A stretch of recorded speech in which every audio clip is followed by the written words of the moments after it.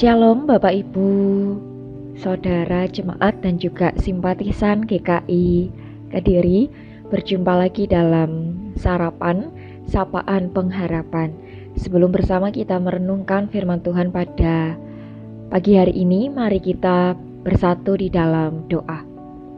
Terima kasih ya Bapa untuk kemurahan kasih-Mu sehingga kami boleh bangun di pagi ini. Dan jikalau sebentar kami mau bersama merenungkan firman-Mu, tolong kiranya berikan kami hikmat, kerendahan hati untuk boleh terus diproses turut dengan apa yang Kau kehendaki. Hanya dalam nama Tuhan Yesus Kristus kami berdoa. Amin. Ya Bapak Ibu Saudara sekalian, tema kita pada sarapan kali ini yaitu kuasa pengampunan. Bacaannya dari Matius pasal 18 ayatnya yang ke-35. Matius pasal 18 ayat 35. Maka Bapakku yang di sorga akan berbuat demikian juga terhadap kamu, apabila kamu masing-masing tidak mengampuni saudaramu dengan segenap hatimu. Terpujilah nama Tuhan. Bapak Ibu Saudara juga bisa membaca perikopnya secara utuh di dalam ayat yang ke-23 sampai 35. Ya Bapak Ibu sekalian, berbuat salah itu manusiawi, tetapi kerelaan untuk memaafkan itu ilahi. Demikianlah sebuah tulisan yang ditulis oleh seorang penyair yaitu Alexander Pope. Nah, kita sebagai manusia cenderung jatuh ke dalam salah satu perangkap dalam hal pengampunan. Yang pertama, kita menganggap bahwa apa yang kita lakukan itu nggak penting karena kita selalu bisa meminta maaf kemudian. Nah, yang kedua, kita membatasi pengampunan Allah. Nah, maksud perumpamaan yang tertulis di dalam Matius pasal 18 dari ayat 23 sampai 35 adalah bahwa Allah mengampuni dengan berlimpah dan juga tidak terhingga. Tetapi kita harus menerima pengampunannya dan berperilaku sesuai dengan pertobatan kita. Kita patut mengampuni orang lain sebagaimana kita juga telah diampuni. Pengampunan yang sejati tentu tidak dapat kita lakukan begitu saja.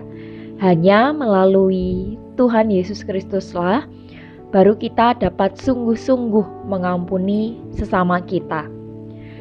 Tuhan Yesus sendiri juga pernah menegaskan bahwa pengampunan itu penuh kuasa. Dia berkata dalam Matius pasal 6 ayat 14 misalnya, "Karena jikalau kamu mengampuni kesalahan orang, Bapamu yang di sorga akan mengampuni kamu juga." Kemudian saat Tuhan Yesus menjawab Petrus, Tuhan Yesus menyatakan seberapa sering kita harus mengampuni. Dia katakan, "Aku berkata kepadamu, bukan sampai 7 kali, melainkan sampai 70 kali 7 kali. Dan ketika di atas kayu salib, Tuhan Yesus juga menunjukkan pengampunan yang ilahi itu dengan berdoa, "Ya Bapa, ampunilah mereka, sebab mereka tidak tahu apa yang mereka perbuat." Bapak Ibu Saudara, pengampunan yang sejati dapat terwujud ketika kedua belah pihak melangkah menuju pemulihan dan juga rekonsiliasi. Meski dampak kerusakannya tidak dapat dihindari, begitu ya, dan pula dibutuhkan hikmat untuk mengelola hubungan yang sudah sangat-sangat terlampau menyakitkan, bahkan tidak sehat, tapi pengampunan tentu dapat memulihkan hubungan dan menjadi kesaksian akan kasih dan kuasa Allah itu sendiri. Maka dari perenungan firman pada pagi hari ini, mari kita berusaha untuk melepaskan pengampunan demi hormat kemuliaan Tuhan saja. Amin. Mari kita berdoa.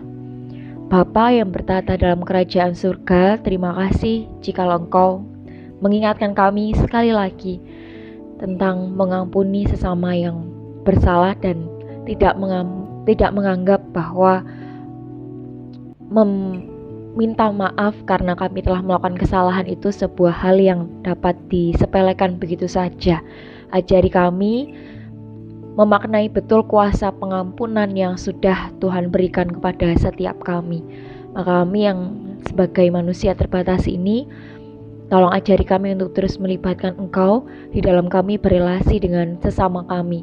Sehingga ketika konflik itu muncul, entah di tengah keluarga kami, rekan pelayanan, rekan kerja, teman, sahabat, pasangan, dan relasi yang lain, Roh Kudus yang boleh berkarya di dalam setiap hati pikiran kami untuk memproses diri kami untuk boleh mengampuni sesama kami.